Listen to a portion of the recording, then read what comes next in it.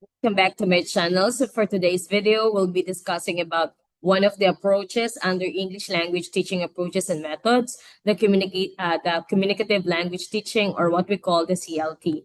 So the presentation that we'll be using is basically from Professor Sergio Mesa P from the Unicolombo Federación Universitaria Colombo International. So we'll be proceeding.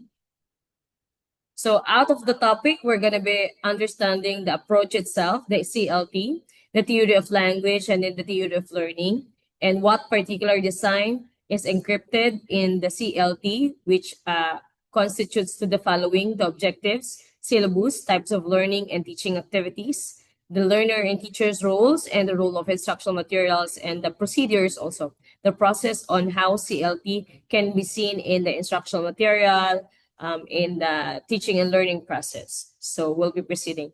The CLT basically originates from the changes in the British language teaching tradition in the late 1960s. So if you're going to look back into the British language teaching tradition, they are trying to use the grammar translation method, meaning they are trying to learn the English language through structure. So the birth of the communicative language teaching was really getting into the approach of the situational language teaching, because it is the major approach to teaching English as a foreign language. So under also with this one, language was taught by practicing basic structures, but in meaningful situation-based activities. So here, if as we have learned about before, the history of English language, that it birthed from England, the British applied linguistics rejected the theoretical assumptions underlying SLL, or the situational language learning, because the focus on the language only is into the mastery of structure rather than on the communicative proficiency. So in short, under the communicative language teaching, the focus is on communicative competence. So we'll be proceeding. Under also the CLT are the following, social linguists and theories like Delheims and also J. Austen. So here, there was a need in Europe to teach adults the major languages of the European Common Market, and in 1971, a group of experts began to investigate the possibility of developing language courses in which learning tasks are broken into units. So in short, if you're going to look at communicative language teaching, it's more of communication happen into situation. At the same time, students are crafting utilizing it into different contexts and situations and tasks. So in 1972, D.A. Wilkins proposed a functional or communicative syllabus for language teaching. And basically, these are more of communicative meanings that a language learner needs to understand and express. So they are into communicative activities like dialogues that would help our learners understand and express their thoughts in different contexts and situations. So Wilkins defined two categories of meaning: the notional categories, meaning concepts such as time, sequence, quantity, location, and frequency, affects. Also, the other category, which is about the communicative function. The notional categories are basically the situation itself. On the other hand, the categories of communicative function is basically the function of the communication within the context, like requests, denials, offers, complaints. So this was the birth of notional syllabus, meaning a task-based instruction within the CLT, which had a significant impact on CLT. So the Council of Europe incorporated Wilkins' semantic and communicative analysis into set of specification for a first-level communicative language syllabus. The work of the Council of Europe, the writings of Wilkins, Widdowson, Candlin, Bromkin, Kit Johnson, and other British applied linguistics, they are into accepting principles of communicative approach in CLT, because they believe that students or learners learn language when they are into a context or into a communicative activity and into a situation. So under communicative approach, this aims to make communicative competence as the goal of language teaching. So they develop procedures for the teaching, particularly in the four macro skills, the listening, speaking, reading, and writing. And they are acknowledging that students should have independently and can independently communicate and use language within. So there are two versions of the CLT. One is the weak version, and the second one is the strong version. So what is weak version? Weak version because they just focus on learning the English itself. On the other hand, strong version is about using English to learn something. So what does it mean? The weak version stresses that the importance of providing learners is more of the use of English for communicative purposes. So on the other hand, that's the opposite of the strong version. They are trying to claim that language is acquired through communication. So therefore, you try to learn English when you are communicating to people in different situations and different contexts, and therefore you activate, knowledge, and then the one that is inert with you, meaning innate with you, and therefore it stimulates the development of language teaching. So basically, through practice of English language, you easily understood and easily be competent on the English language itself. So you try to use English to learn it. So on the other hand, you try to learn, those things to use, learning to use English. All right. So what is the theory of language under this approach? So under this approach, this is encrypted with the theory of Delheim's, particularly with communicative competence. So what is communicative competence? Here, they are trying to use as the social and cultural, setting as for learners to learn English language. So it's not an abstract of understanding English language. So they try to coin this term into a communicative view of language, and therefore they have, the theory would like to emphasize on knowledge and ability for language use. So the knowledge is basically what is you have learned and therefore apply it. So that is under CLT. So that's the communicative competence of Delheim. So now, under CLT, knowledge and language, they come hand in hand, meaning knowledge about the grammar, knowledge about the other, sorts of the linguistic, facets and concepts. So when you have the knowledge and language to respond with, it's definitely, it is easy for you to possibly, communicate. Second one, it's very convenient when you talk. Another one, it's something is appropriate in relation to context in which it is used. And then the last, whether something is in fact done, actually performed, and what it's doing entails. So basically, in this approach, you look at the possibilities into the different situations where the knowledge of English language and try to use it in a context. Because under CLT, they try to identify that there are some words or vocabulary that cannot be utilized in different situation or context. So that's it. So under this approach also, this theory of what knowing a language entails offer a much more comprehensive view than Chomsky's view of competence. So who is Noam Chomsky? Noam Chomsky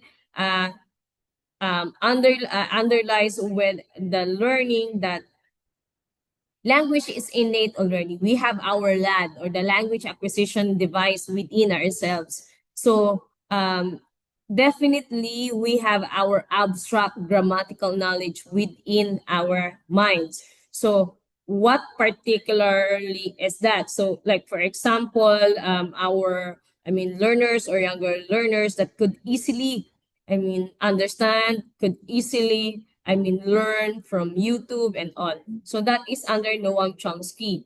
That under Noam Chomsky, that the theory of what knowing a language entails offer a much more comprehensive in terms of abstract grammatical knowledge. However, it's a different context in the CLT. So another linguistic theory of CLT is the Holliday's functional account of language. Halliday elaborated a powerful theory of function, meaning from different situation, language function differs also. He described seven basic functions within his theory that language performs for children learning their L1. So what is under this approach of CLT is that it is utilized for instrumental function using language to get things like giving instructions to get things. Another one is to stop, like regulatory function using language to control the behavior of others. The interactional function, like using language to create interaction with others. Personal function, if you want to express your personal feelings and meaning, and the heuristic function using language to learn and discover. So if you're curious, you try to use the language. And imaginative function using language to create a world of imagination. And then the last one, which is about the representational function, using language to communicate information. So under these seven functions, it identifies that the function within the CLT of language varies depending on the purpose of the speaker or the communicator within. All right. So under this approach also, learning an L2 was viewed by proponents of CLT as acquiring the linguistic means to perform different kinds of functions. Like what I have told you, you try to use language for different functions. If we have the situated thing, meaning context itself, the language itself differs when you have a different purpose of utilizing it. So for example, the functions and topics of asking questions, to get to know your classmates, talking about yourself, your family, saying hello, introduce yourself, describing the weather, leaving phone messages. So definitely the functions are basically the topic that are being taught. Uh, Being taught and conventionalized in a certain dialogue. So that is what we mean by function. Now, under this approach, another influential analysis found by Cagnale and Swain of 1980, which entails that under CLT or under communicative competence, which that's the focus of CLT, they have four. One, grammatical competence. Second, the social linguistic competence. The third one is that strategic competence. And the fourth one is discourse competence. So what do you mean by grammatic competence? Grammatical competence is basically the domain of understanding the structure and capacity of the word itself, the sentence, the phrases, like that. So it is the grammatical and lexical capacity of the language itself.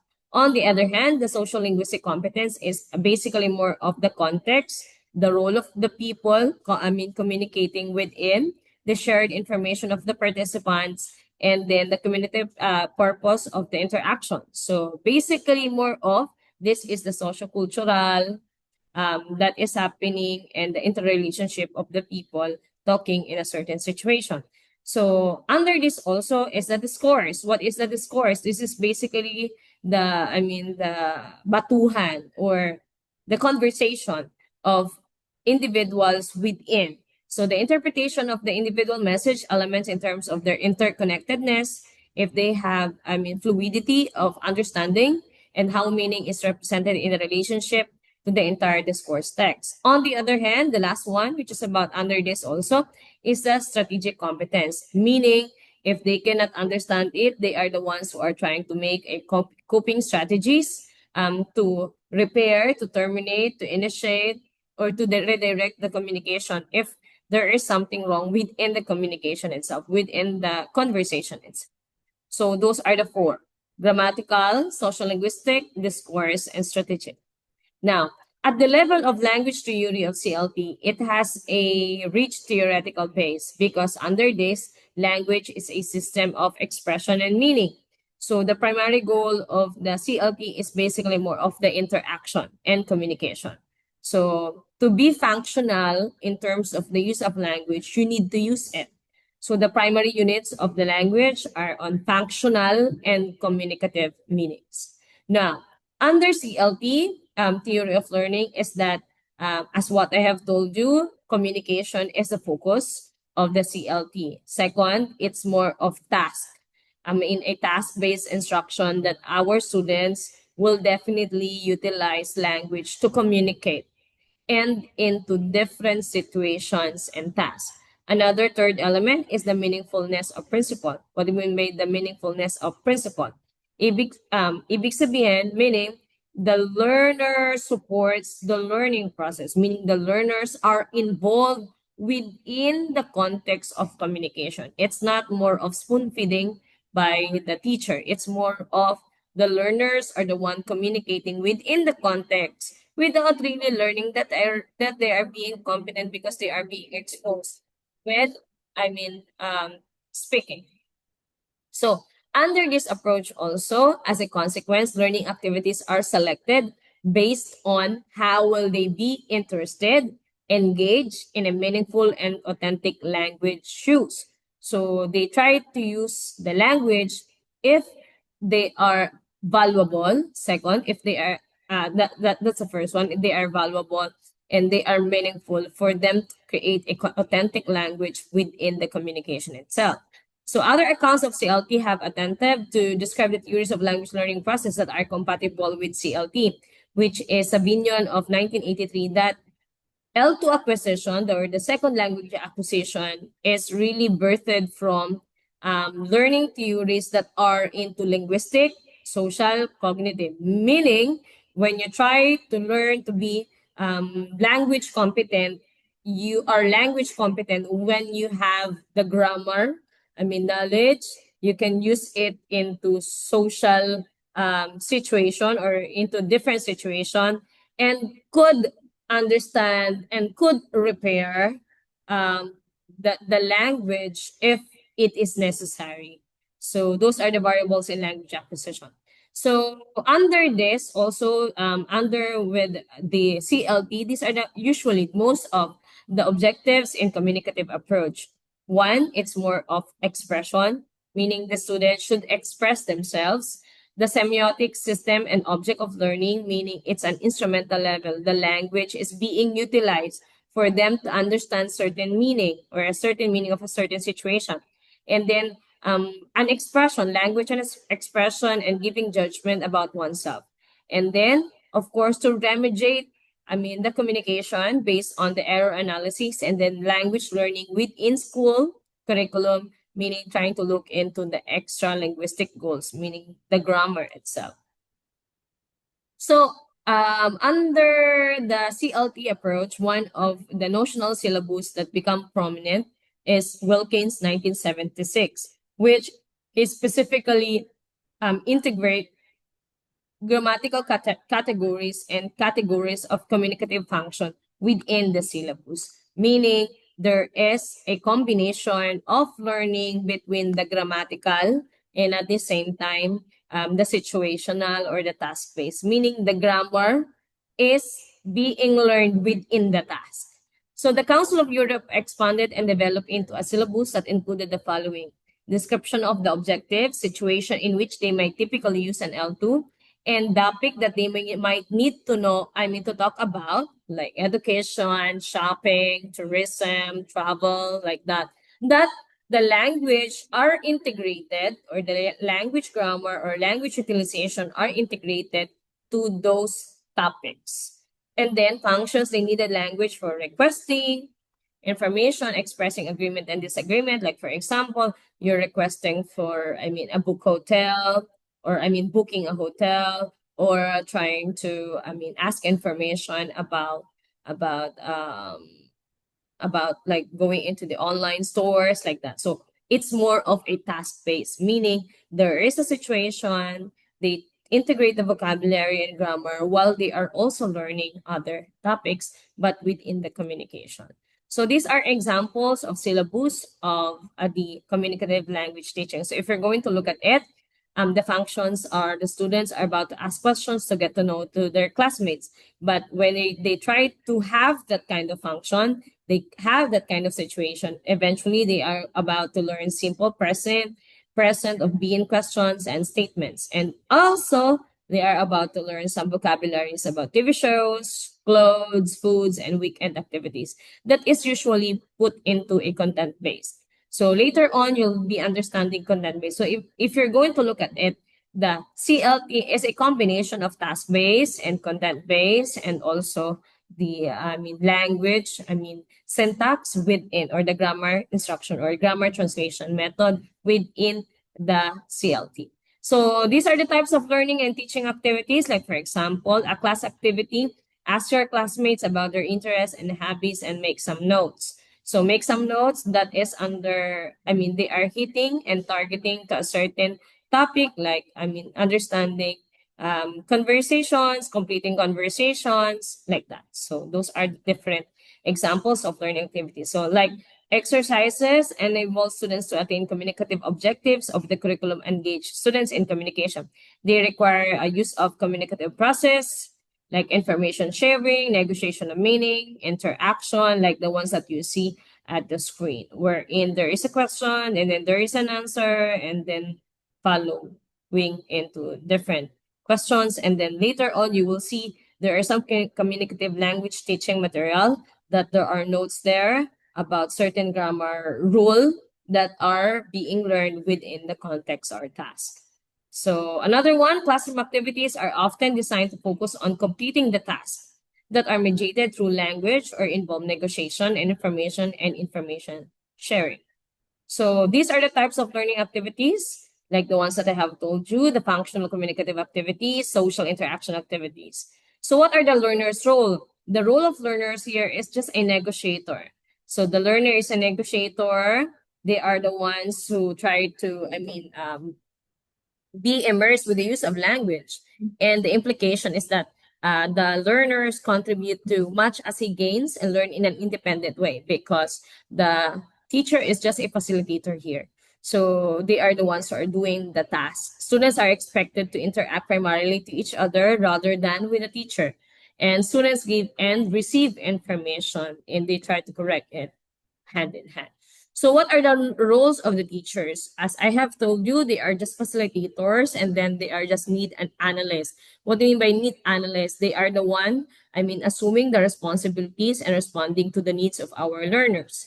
So the CLP also administer needs assessment instrument to determine an individual's motivation for studying the language. They conduct pre-tests, they conduct also interview questions to our learners for them to understand what are the needs that needs to be focused. And then based on needs assessment results, CLP teacher plan instruction and activities that respond to the students' needs. So they are also counselor because they are facilitators of learning.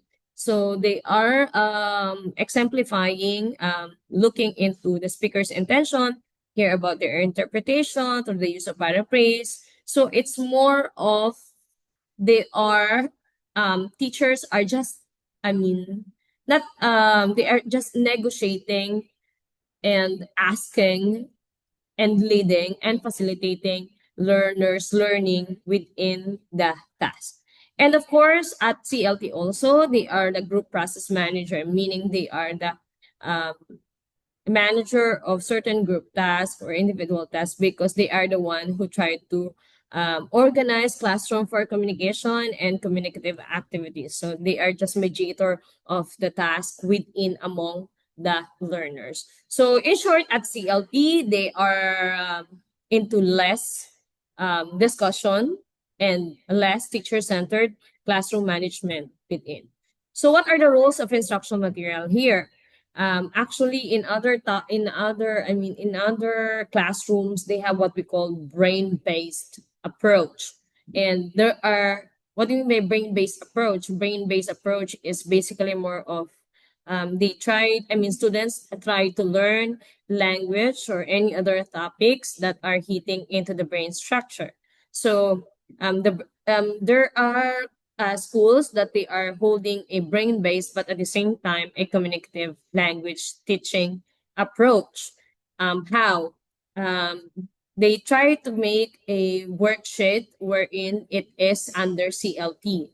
And under CLT, there is something like the students will be reading something, and then there are certain tasks already there that they're about to experience and to perform. So under CLT also, a wide variety of materials have been used to support communicative approaches to language teaching. Because under CLT, it views materials as a way of influencing the quality of classroom. So the primary role of material is to promote communicative language rules. So therefore, under CLT, it's more of realistic, authentic.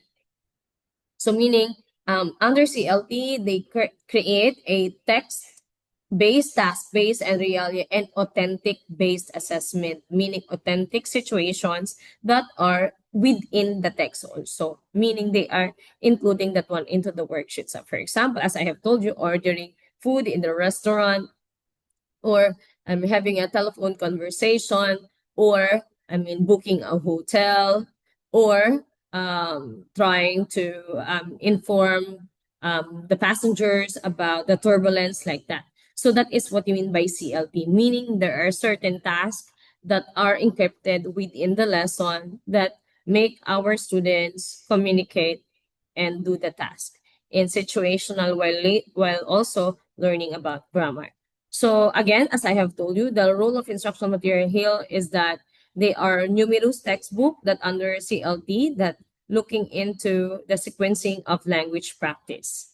So there are task-based materials also, like variety of games, role play, simulations, dialogue conversation, a comic, activity cards, interaction booklets, like that. So what are the role of instructional materials in terms of realia? They are authentic. They are authentic. So they are trying to use signs, magazines, advertisements, newspapers, pictures, symbols that are encrypted within the textbook or within the work text. So for example, the students will be looking at the picture and then try to analyze it. That is CLT. And then try to look at if there are errors, like that. So what are under CLT, the methodological procedure? This is basically more of a sequence of activities. There are pre-communicative activities and then communicative activities. The pre-communicative activities are things that will set and motivate and set the mind of our dear students before they come up with communicative activities to make them functional and socially interact within their classmates, among their classmates, and the rest of the class. So what are the pre-communicative activities like that? More of a motivation that will lead to the topic, that will help them to understand the topic.